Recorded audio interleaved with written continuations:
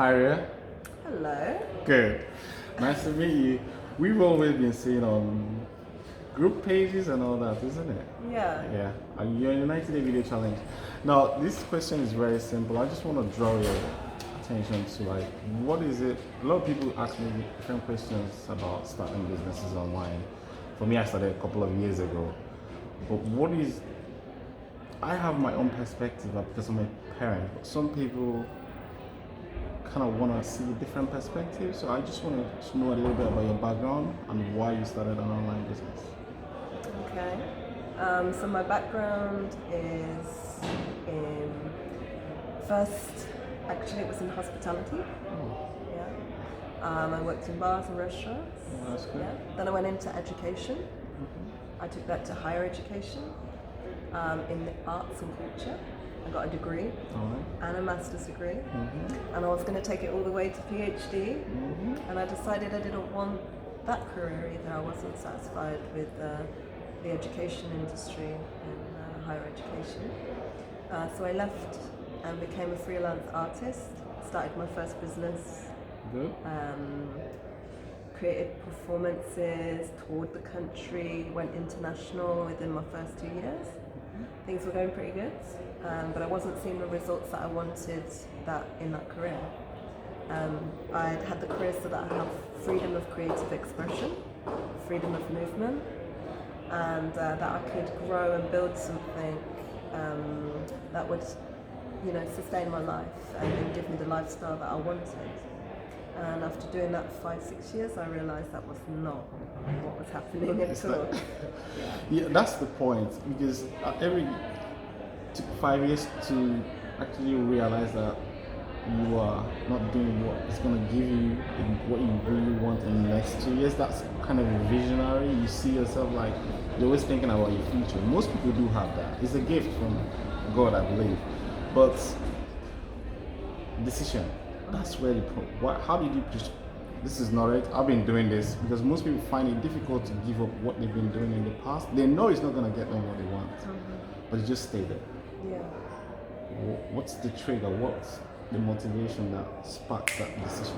Yeah. I guess in a way I was lucky because I got to the end of a few different careers already, so I already knew that change was possible.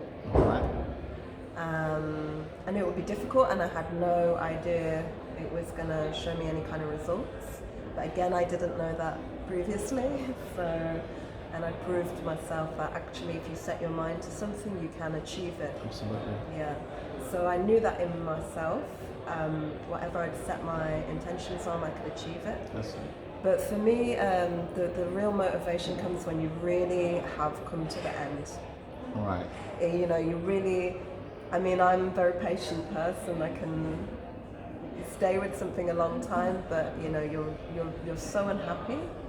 Your whole being has been screaming at you, this isn't for you. You are not happy. You are miserable. You need to stop doing this thing. Yeah. And you've pushed past your line. Yeah. And you've just kept going. And I think there is a point where it's like you can't go any further. Yeah. And I really feel it's like almost having a rubber band strapped to your back, and you're trying to run, but you're still in the same moving spot. forward, and it's just gonna pull you back.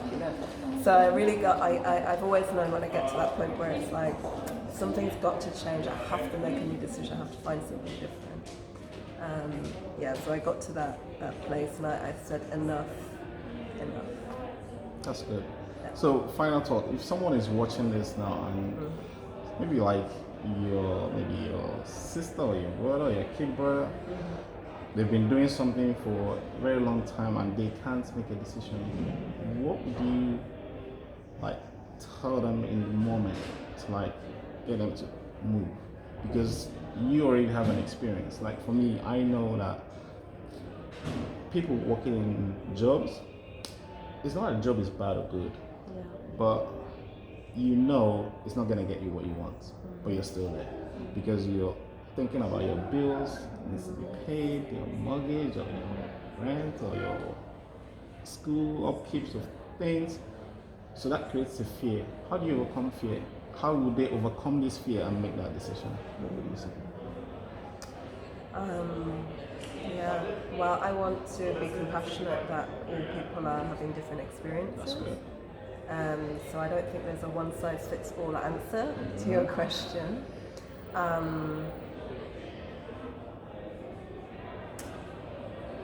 Personal belief, I think, is important.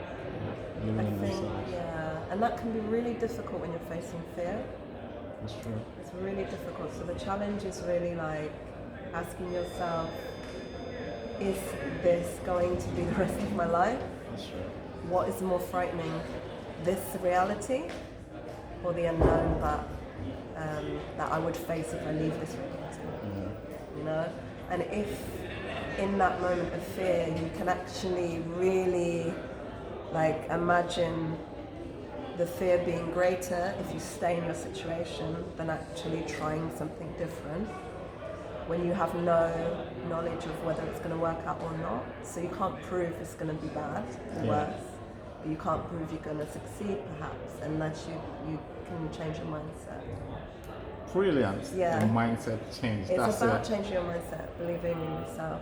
But yeah, if you have fear, you have to look at, well, how afraid are you of staying the same or staying in the same situation? Sure. Measure it. Thanks Take very the much. risk. Yeah. So take the risk. Thanks very much, and I appreciate that. Thanks. All right.